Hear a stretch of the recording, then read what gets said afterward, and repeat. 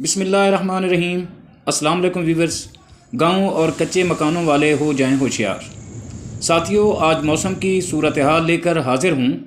Farmer हजरात इस पेश गोई को मद्देनज़र रख कर अपनी फसलों की कटाई, काश्त और बाकी ज़राअत से रिलेटेड काम काज को तरतीब दें।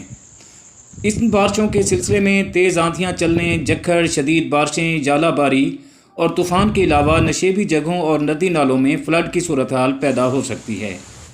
किसान हजरात अपने मवेशियों के बाड़ों की छतों, दीवारों और कच्चे घरों की छतों को मुरम्मत कर लें और इस पेश गोई को मद्देनज़र रखते हुए अपनी फसलों की काश्त और बर्दाश्त को तरतीब दें।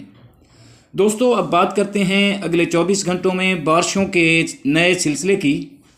अगर आप मेरे चैनल पर नए हैं तो चैनल को भी ज़रूर सब्सक्राइब कर दें। बहुत शुक्रिया।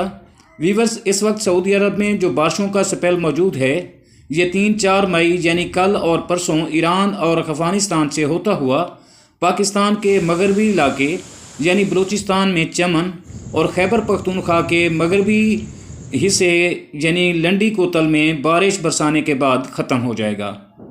आइंदा 8-10 दिनों में बादल तो मौजूद रहेंगे मगर बारिशों का कोई इम्कान नहीं है, बल्कि दर्जा हरारत बढ़ेगा।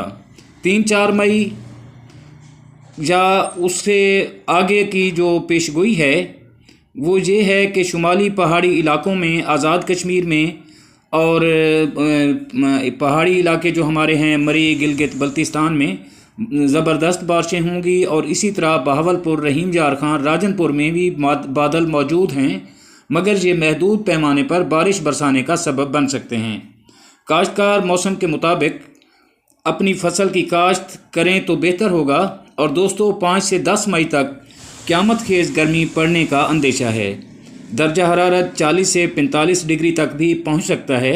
इस गर्म मौसम में प्याज की पटाई का अमल जारी रखा जाए।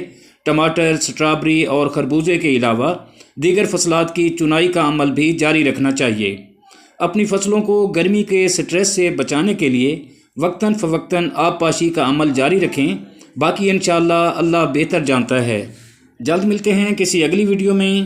तब तक अल्लाह हाफिज़।